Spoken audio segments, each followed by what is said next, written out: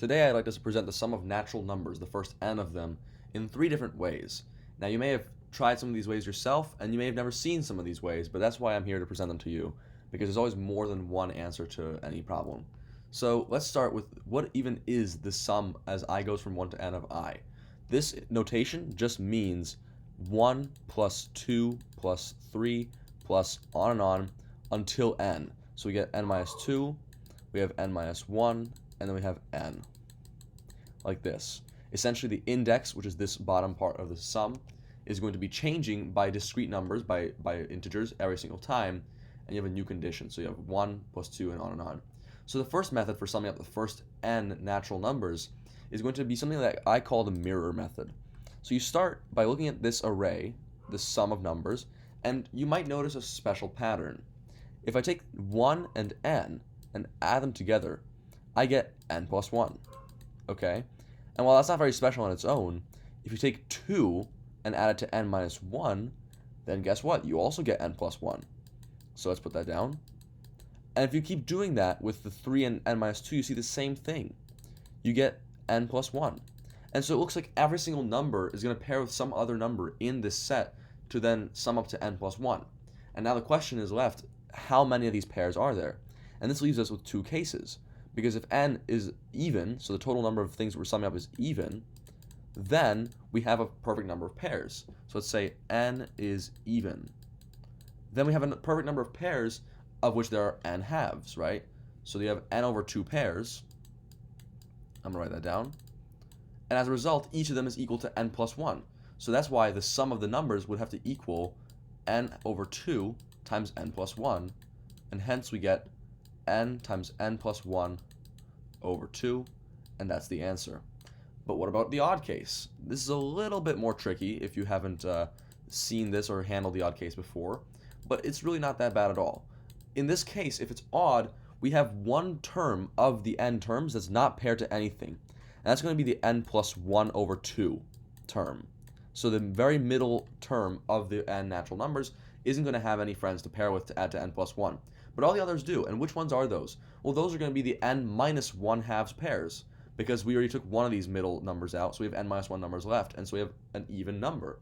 So you have n minus 1 halves pairs that all add up by n plus 1 each. So you can multiply it like this. All right? And so you add them together and you get n plus 1 over 2 plus this product. And guess what? Right away, you can factor in n plus 1 over 2. So let's do that. We have n plus 1 over 2, and we're left with 1 plus this term n minus 1.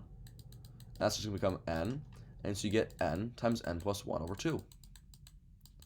All right, so that's the first method, and that's probably my favorite method of doing this because it's also the fastest and the most intuitive visually. This is a really nice visual explanation. So we can put this down. It's equal to, we already know it's equal to n by n plus 1 over 2. Okay, now there's more than one way to do this. So you might notice here that n plus 1 times n over 2 looks like a combination. If you've taken combinatorics, it looks like n plus 1 choose 2. Which suggests, is there another way to derive n plus 1 choose 2? And in fact, there is. And so the next thing we're going to do, method 2, I'm going to call it here, it's called the Bernoulli method. All right? Now, this method is especially more useful when you sum up squares and cubes, which we're going to do in later videos, so let me know if you're excited for those. But essentially, this involves thinking of the sum as I goes from 1 to n of I as a sum of choose ones. And what do I mean by that? Well, it's the same thing as saying I going from 1 to n of I choose 1. And essentially, a combination is, by definition, answers the question of if n choose k is your combination, then n choose k is the number of ways or the number of subsets of the set size n that are size k. And so if you have I choose 1, then essentially it's the number of subsets size 1 from a set size I. And obviously that just becomes I. There's a total of I elements, and each of them can be used once. And so then if you look at it as I choose 1, you can write this out as 1 choose 1 plus 2 choose 1, on and on until n choose 1. Now, why is this useful? Because we're going to now use something called a combinatorial proof to explain how this is going to be equal to n plus 1 choose 2, all right, which we know is the answer. So let's prove that this is the case, assuming we don't know what it is. So what kind of question can we ask? What's our counting question is essentially what we're doing. So again, in a combinatorial proof, you ask a counting question which both the left-hand and right-hand sides of the equation both answer in some way. And the counting question here is going to be how many subsets of a size 2 can you form from the first n plus 1 positive integers? And it seems like an unusual question to ask, and I hope that you kind of maybe try and intuit or pause the video to think about this, but it's not very intuitive until you think of it in the left-hand side in terms of what's called additive casework. So we have n total terms that we're adding up here, which gives us n cases. Now, what would these cases involve for the number of set elements, the number of ways you can take two elements from a set size n plus 1? Well, the cases are going to be based off of what the maximum value of your subset is. So let me explain.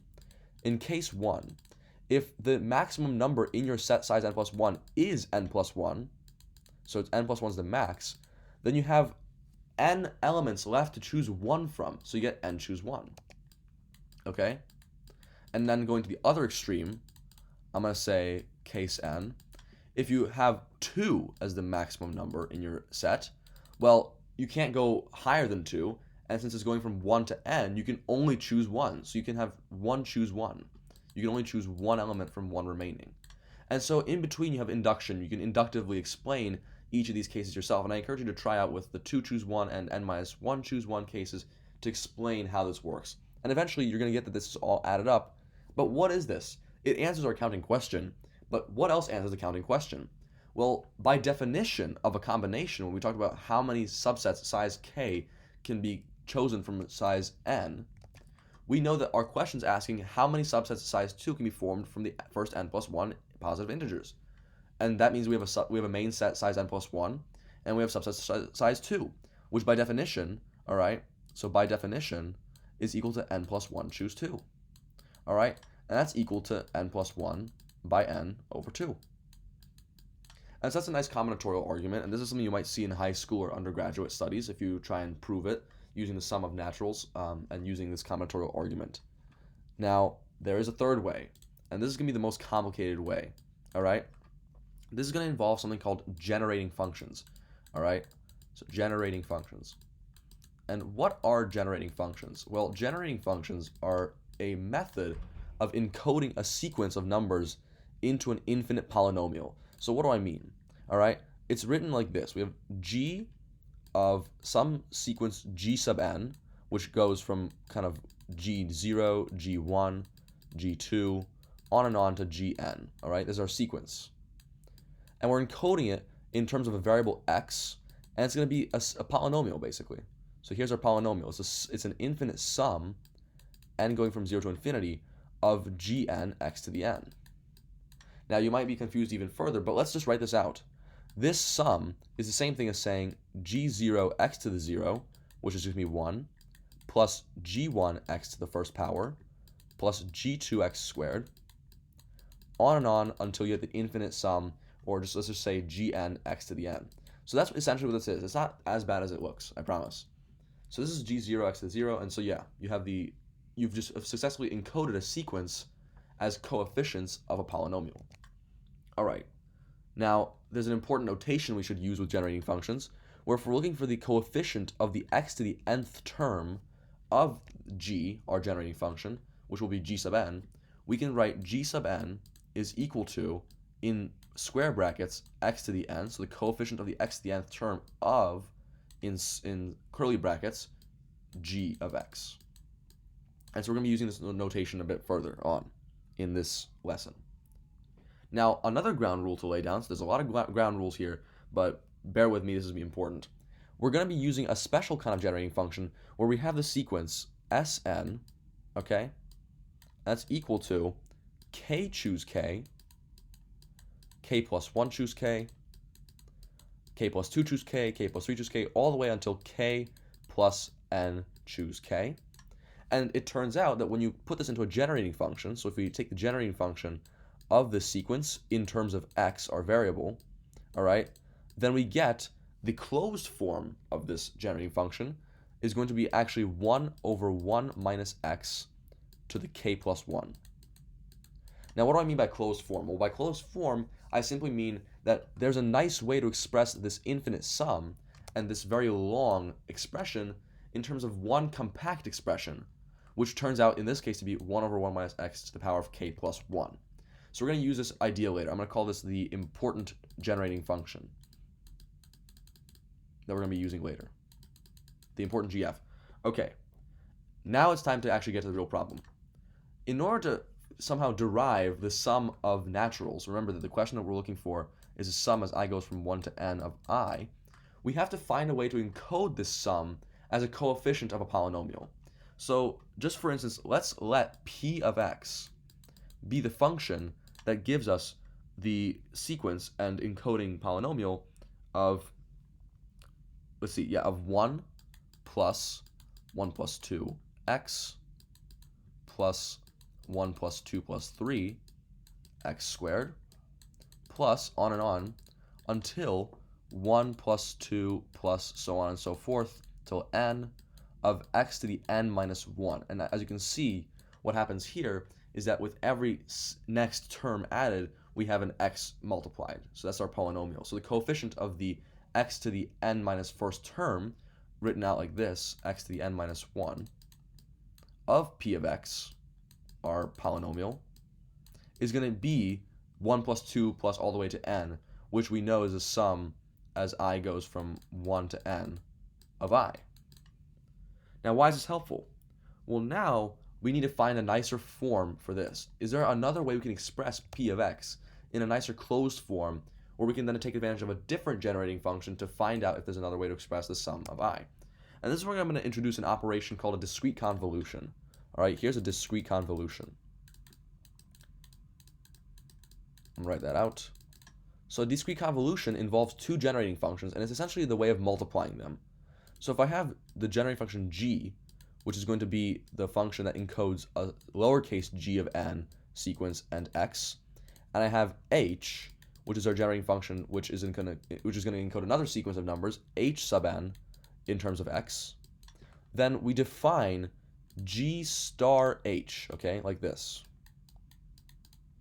G star h as a convolution of the two generating functions, and it's going to give us a new generating function, which is going to be in terms of n, I going from 0 to n of.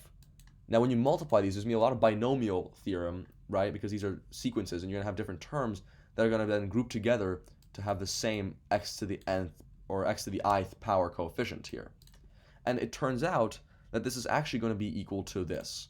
It's going to be lowercase g sub I times, all right, h sub n minus I, x to the I. So this is just the definition of a discrete convolution, all right? And I encourage you to kind of use the definition and take some simple sequences and generating functions and try it out for yourself and see how it works. And it turns out that if you take the geometric series, which is going to be the encoding of this simple sequence 1, 1, 1, etc., which is going to essentially be the same thing as 1 plus x squared on and on to x to the n, the closed form of this is going to equal 1 over 1 minus x, and there's proofs of that, which I encourage you to take a look at using some cool manipulations. And what we're going to do here is we're going to convolve 1 over 1 minus x with itself. So we have 1 over 1 minus x star 1 over 1 minus x. And it turns out that doing this is going to give you 1 plus 2x plus 3x squared plus on and on, because you're just adding up all of these ones individually in different coefficients. So this is going to give you, all right, if we convolve it with itself, 1 plus 2x plus 3x squared on and on to n times x to the n minus 1. Okay, and you might be confused and asking, why is this important? Well, watch this. If we convolved these two generating functions already and got 1 plus 2 plus 3, because these are sums of just the coefficients of the sequence, then if we convolve this with 1 over 1 minus x again, we should be able to get 1, 1 plus 2, 1 plus 2 plus 3, all the way up to the sum from 1 to n. So let's see if that works. And by the way, this is the same thing as just multiplying the two together, and you get 1 over 1 minus x quantity squared. So let's convolve it again. We have 1 over 1 minus x cubed now, and that's going to equal something very special. It's going to give us 1 plus 1 plus 2x plus 1 plus 2 plus 3 x squared, on and on until we get 1 plus 2, on and on until n of x to the n minus 1. And guess what? That's exactly what we defined p of x to be, right over here. And so now we can set that this is equal to p of x. We found two different ways to express p of x. And this is really important for us because now we're going to expand 1 over 1 minus x quantity cubed using our special important generating function right here. Remember, I'm going to reproduce this below so we can get a better idea. I'm going to take actually both of these things because we can express these as binomial coefficients or combinations using these chooses here. And so I'm going to put that down here. Let's take a look. All right, there we go. So in this example, k plus 1 is equal to 3, so k equals 2. Okay? Which means that if we're looking for the coefficient of the x to the n minus first term, we're looking for the k plus n minus 1. Choose k. Okay? And since k is equal to 2, that means the coefficient of the x to the n minus 1 term of p of x, all right, so I'm going to write that again, x to the n minus first term of p of x, which we know is going to be the sum of the naturals, I going from 1 to n, all right, we know this is equal to 2 plus n minus 1 choose 2, which is equal to, well, 2 plus n minus 1 is going to be n plus 1 choose 2. And that's good news because that's exactly what we want to find. This becomes n times n plus 1 over 2. And there you have it. 3 ways to determine that the sum of the first n natural numbers is going to be equal to n times n plus 1 over 2. And the last 2 methods express it as a combination, which is even cooler. So again, there's always more than one way to solve a problem, and I encourage you to think of any other ways you could possibly prove that the sum as I goes from 1 to n of I is equal to n times n plus 1 over 2. I'll see you in the next video for the sum of squares.